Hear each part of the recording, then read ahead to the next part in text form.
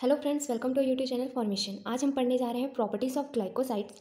ये हमारे फार्माकोग्नोसी का यूनिट 4 का एक टॉपिक है। तो हम स्टार्ट करते हैं। अब हमको प्रॉपर्टी पढ़ने से पहले ये पता होना चाहिए कि ग्लाइकोसाइड होते क्या हैं।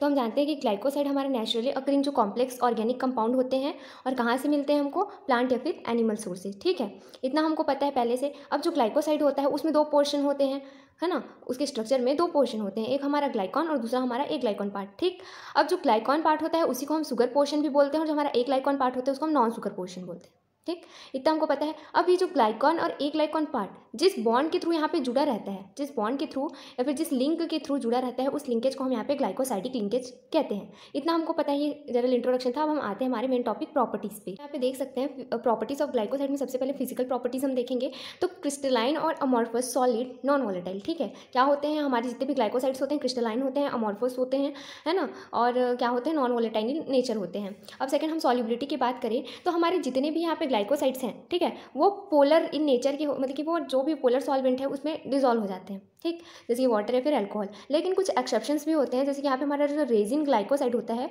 वो पोलर सॉल्वेंट में डिजॉल्व नहीं होता।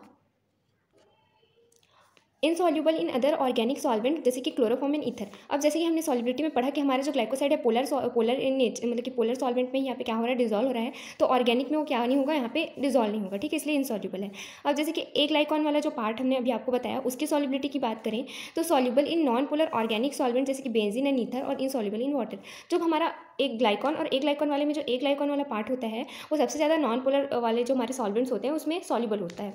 अब यहाँ पे हम उसकी एक्टिविटी की बात करें तो जो ऑप्टिकल एक्टिव, जो हमारा लेबोरोटेटरी फॉर्म होता है ना ग्लाइकोसाइड का, वो ज़्यादा एक्टिव होता है यहाँ पे। अब हमारे जो ग्लाइकोसाइड होते हैं मोस्टली बिटर इन टेस्ट होते हैं, जो थोड़ा कड़वा होता है वो, एक्सेप्ट जो हमारा ग्लिसरीजिन एंड स्टेयोसाइड होता है। इन दोनों को छोड़ के बाकी जितने भी हमारे ग्लाइकोसाइड है वो बिटर इन टेस्ट होते हैं। ठीक है, पांचवा देखते हैं कि more sugar unit in glycoside leads to more soluble in polar solvent. इसका मतलब ये है कि अगर आपका कोई ग्लाइकोसाइड का एक स्ट्रक्चर है उसमें जितना ज़्यादा यहाँ पे आपके पास शुगर पोर्शन होगा, है ना, वो उतना ही ज़्यादा मतलब कि वाटर में सॉल्युबल होगा या फिर हमारे पोलर सॉल्वेंट्स में सॉल्युबल होगा। ठीक, अभी तो हमने देखा फिजिकल प्रॉपर्टी। अब हम देखेंगे केमिकल प्रॉपर्टी। ये ऐसे एग्जाम में पूछ लिया जाता है तो आप ध्यान से देखिएगा। हाइड्रोलिसिस मतलब क्या होता है, हम जानते हैं cleavage of bond in the presence of water. ठीक है, हाइड्रोलाइसिस का मतलब वही होता है। अब देखिए यहाँ पे जो हमारा ग्लाइकोसाइड है ना, हमारा जो ग्लाइकोसाइड है अगर हम उसका हाइड्रोलाइसिस करा देते हैं इन द प्रेजेंस ऑफ जिसकी वाटर, एंजाइम, मिनरल्स, ये सब के प्रेजेंट में, तो क्या होता है हमारा ग्लाइकोसाइड, एक तो ग्लाइकॉन और दूसरा एक ग्लाइकॉन अपने दोनों पार्ट में टूट जाता है। ठीक है, दोनों पार्ट में क्या हो जाता है, टूट जाता है। यहाँ पे हम जानते हैं कि जो एक ग्लाइकॉन पार्ट है उसको हम नॉन शुगर पोर्शन भी बोलते हैं और ग्लाइकॉन वाला जो पार्ट है उसको शुगर पोर्शन भी बोलते हैं। तो आपको पहले हम एग्जाम्पल देते हैं। ये हमारा एक सैलिसिलिन का स्ट्रक्चर है जो हमको सैलिक्स स्पीसीज से मिलता है। तो ये आप देख रहे हैं, ये हमारा शुगर पोर्शन है ना, ये हमारा शुगर पोर्शन है। अब यहाँ पे आप देख सकते हैं जो ऊपर में है ये हमारा एक ग्लाइकॉन पार्ट है। तो ये हमारा एक ग्लाइकॉन पार्ट जिसको नॉन शुगर पोर्शन बोलते हैं और ये हमारा ग्लाइकॉन पार्ट जिसको हम शुगर पोर्शन बोलते हैं। ठीक, तो जब हम इसका हाइड्रोलिसिस कराते हैं in the presence of H2O तो क्या होता है, इसका एक हाइड्रोजन जाता है यहाँ पे।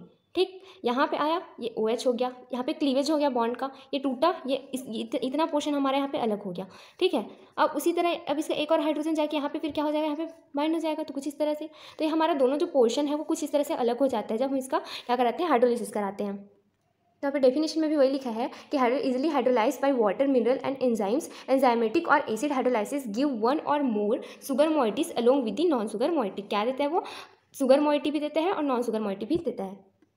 सो फ्रेंड्स, ये तो था अबाउट प्रॉपर्टीज ऑफ ग्लाइकोसाइड। अगर आपको किसी और टॉपिक पे वीडियो चाहिए तो आप कमेंट बॉक्स में बता सकते हैं हमें। Thank you.